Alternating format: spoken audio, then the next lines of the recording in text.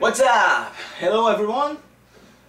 My name is Marcello Pato, greetings from Brazil, and this is the second part of the song Juice by Steve Vai. Okay? At the last video I've played until the part A, the first part and the first B part of the song. So I'm playing what I have shown you on the last video, and then we will go from this. Alright, so let's go. 1, 2, 1, 2, 3, 1.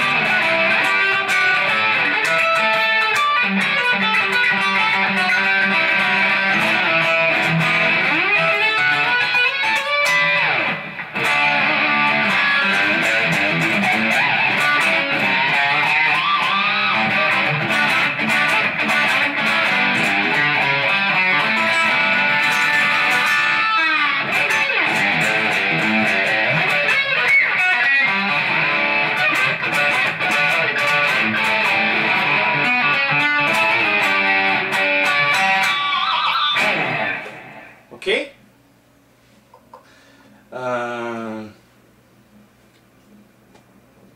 This second part, it starts with that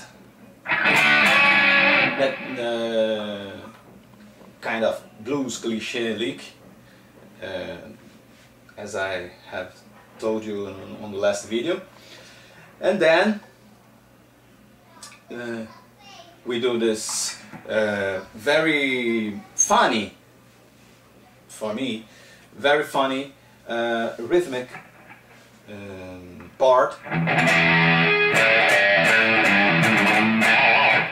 It reminds me the songs from the last 20s or 30s, like big bangs and something like that. What he does here is the notes E, G, G sharp and A, very fast. Alright, ends that with the false harmonic on A, and then we jump to the A string and we play the D bending to C to C sharp, C sharp to D, D to D sharp, E, F and F sharp. Why do I have to go until F sharp? Because F sharp, these notes are all in the A major scale, as we are talking about the key of E. So we have all these notes, like I was playing chromatically, but I'm doing like bending the notes.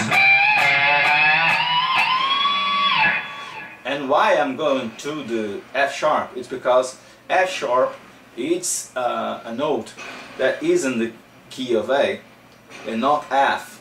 So I can't stop on F. I can pass through F or over F, but I can't stop. I only can stop over the notes inside the key of A, or on the A scale, major scale, A major scale, and that's why I Steve jumps to F sharp. Alright, so this lick is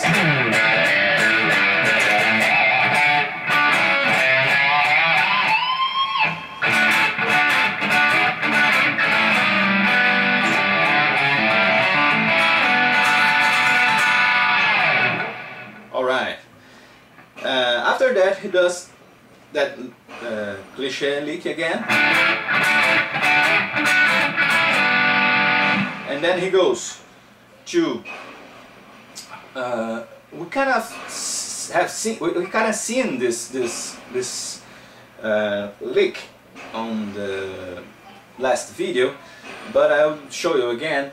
We start playing the G note at the low E string. I'm sorry, the E note. Then we play the E note, G note, and open E again. Then we jump to A string and play D note, A note, C sharp note, A note, open A, Then we jump to the D string and we play the D, the G, the D, the open D again, the F sharp and D again. And then we go, we play the G at the D again and slide up to A, and then we put your fingers on the A major position and play the major triad, which is A, C sharp and E, A on D, C sharp on D, and E on B. And then we go slightly touching the strings with your pick with a very light right hand, and thus, oops, I'm sorry, and then slide down to G major chord, or G major triad, which is at the same strings, the note G, B and D, which makes the G major chord. For me, the best technique to change positions is sliding with using my thumb. It's kind of something difficult to figure it out, but it's not so hard. You know, my thumb is touching the back of my neck, and it is I'm trying to fix my thumb at this position, and then I do this, and I pull my finger to the right, and then if it is fixed at the neck, it will make my hand goes down, if you know what I mean. Can you see what I'm doing? Alright, for me it's the best way to do the slide, better than moving my arm, all my left arm, since my elbow. Why I think it's better? Because as the movement, since it's a little small movement, it's kind of most certainly that I would make a mistake if I move from my elbow or my arm than only from my thumb, which is very close. So I do this.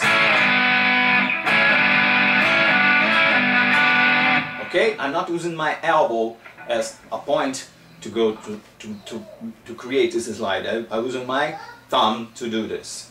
That's my technique to do slides with close notes, like.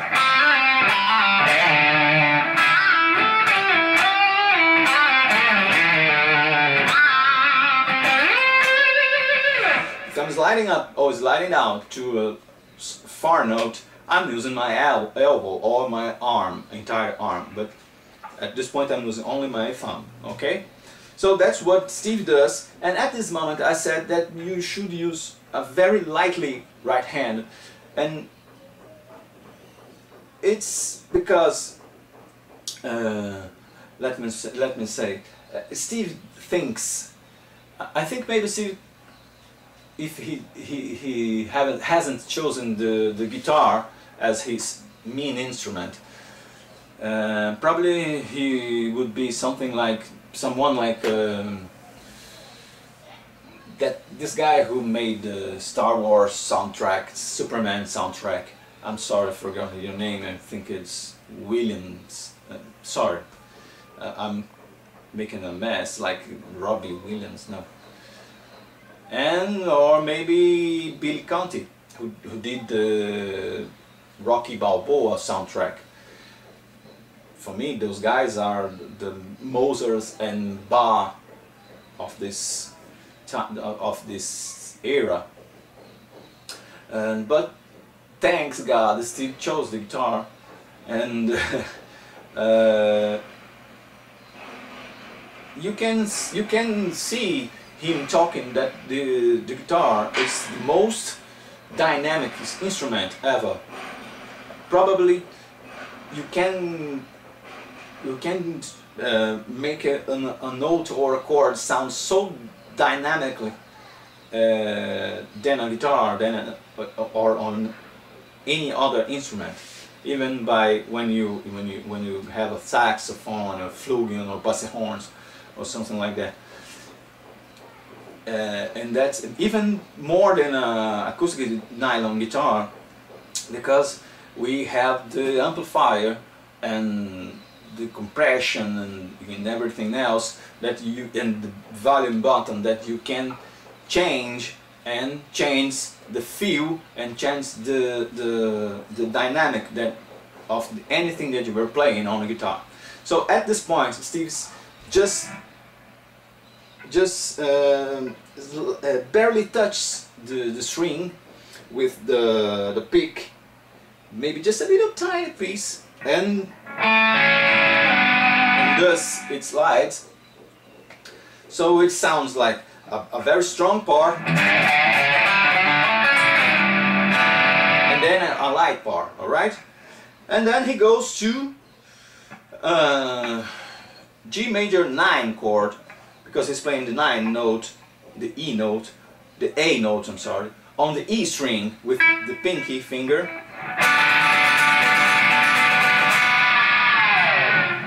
I'm sorry. And he does with this, and at the last picking, I'm trying to produce the false harmonics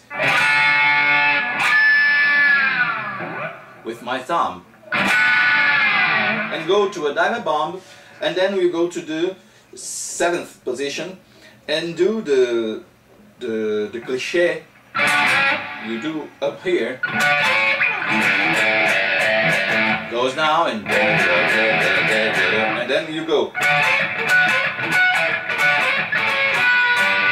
Oh, I'm sorry. There's a leak. There's a leak after this. Before this, I'm sorry. After he did this,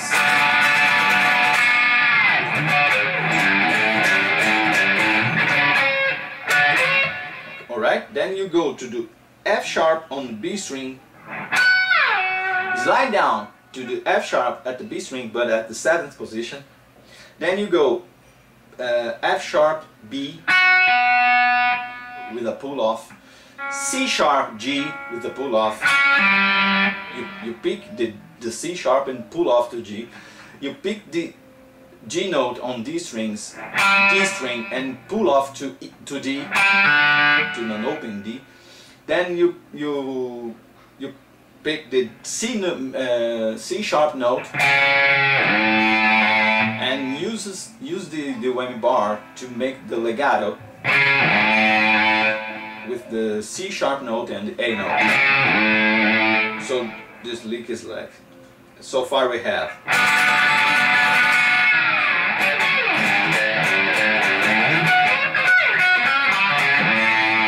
Alright, then we go to the up here and do the just the same we always that we have done here. Down here we go to up high.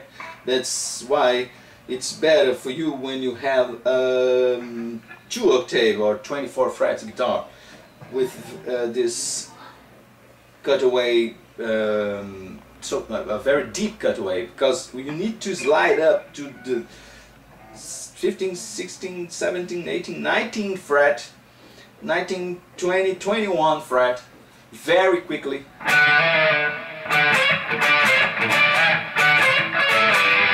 It's more easy when you have room to do this. Alright, so then we go to the A major scale, starting by the D note on the D string.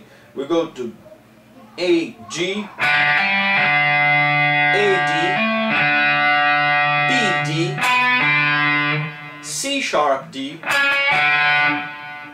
D, D. And then we do the A major chord triad, like the A position, like the A shape, but on the 14th fret, and you go slide up to C sharp, to A sharp. You just go slide up and slide down again, and back to G. So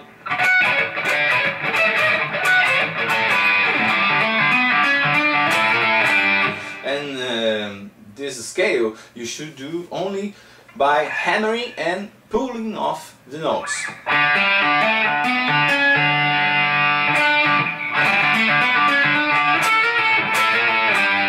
Alright? Then we do with the natural harmonics at the 12th, 7th and 5th frets and the 3rd fret. It is slightly difficult to take this kind of effect out, because the 3rd fret is it don't produce a natural harmonics, but you can do that with the right tone, with the right with the new strings, with only when you will have very close intimacy with your instrument, you will be able to do that. So if you are not able to do that now, don't worry, just keep trying, practicing that. You will do, okay? And then the part B again.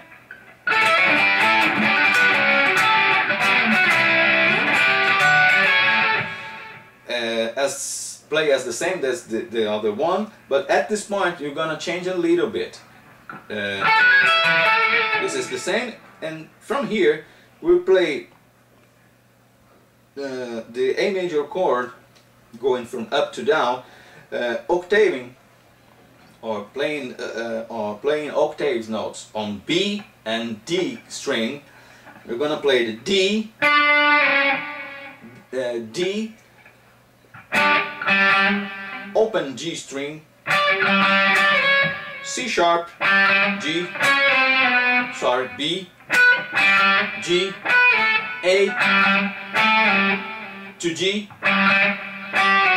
to F sharp, to E, and then we're gonna do the same as the other one.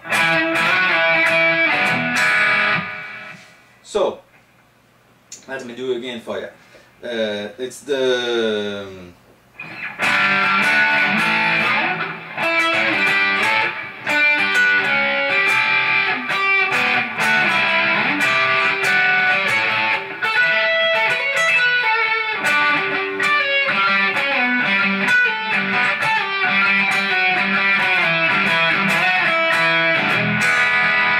right? Have you noticed that then I played the G note, the G string, every time I played it open. It's very hard to do that because you have this kind of jazzy position, and when you do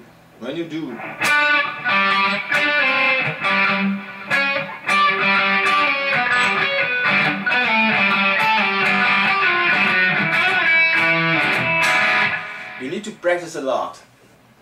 I think I don't play it correctly myself when I'm playing the song, but it's quite close. I think I need to practice more to do it right, but it sounds good. Okay, then we go to the ending of the part B, which is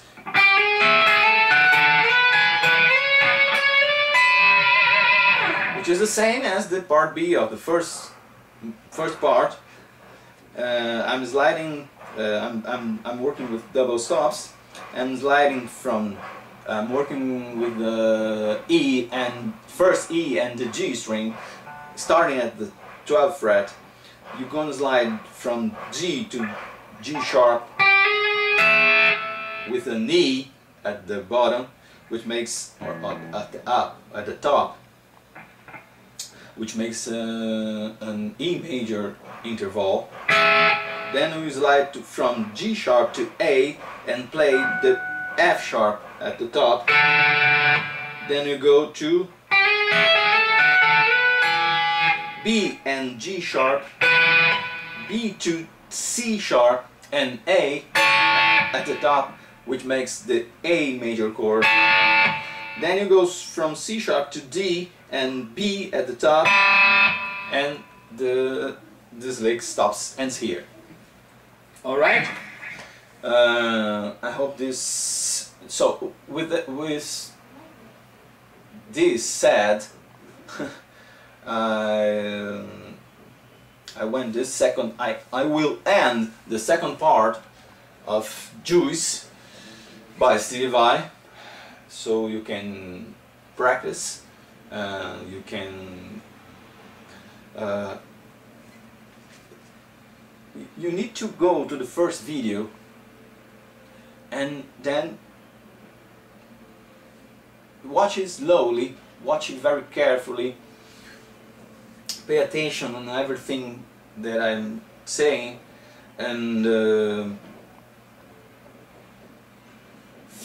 imagine yourself playing the song.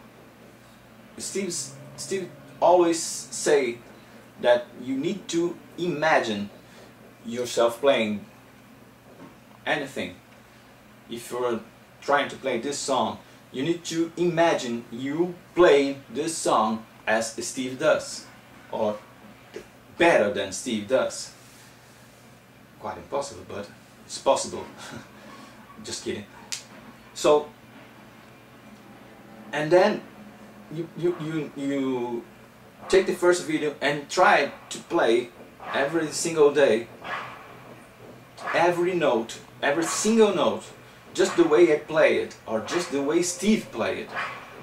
And do it, hours and hours and hours, until you get the result you had thought. Don't try to fool yourself. Don't do this. Believe me, I've done it once, and you are just fooling yourself. It's a lie if you are trying to believe that you are playing something that you know that you are not. Alright, then go to the second video, this video, and take every note I played and play it hours and hours again, and you must keep in practicing this until my third video, or until you find. I hope you wait my third video until I will post my next video, the third part of the song, which I will show you how to play the solo. And try doing this and keep doing this.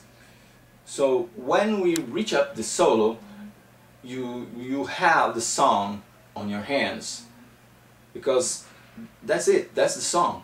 That's this part A and B, and then all these licks, and now on the next video you learn the solo, and then we'll have again the part A and B with different licks, but that's it, that's pretty much the song. One important thing that happened to me was when I started to play classical guitar, classical acoustic guitar. That's when I learned to read music, to read sheet music, to write and all the notations and everything else. And me and my teacher, we used a book from a Brazilian guy named Henrique Pinto, who was the guy. This guy is already dead. He died. He passed away a couple of years ago, and then he was the one who wrote down a method to teach students, and as a book for the teachers use as a method. So you follow this book every page, and the student will increase, it will improve his reading, his playing, his kind of playing, position, posture, and everything else. The most important about it is that when you are playing a classical acoustic guitar, you don't have like electric guitar. We don't have exercises. It happens to me at last, but my teacher, he always said to me that the most important is play every part very, very accurately. So we need to practice all these parts slowly, very precisely, until we get what you want. And if you do this every part of the song, at the end of the song you're gonna be playing very, very well. You don't need to read it anymore. You don't need to have some technique lessons to learn how to do this. Alright? So that's my advice for you. If you are a beginner or if you are a pro, it doesn't matter. I think this is a very good piece of advice, that you must practice every single note on every part until you get tired, and until you're playing very, very good. Okay? So thanks for watching. See you next video, and please subscribe. See ya. Bye bye.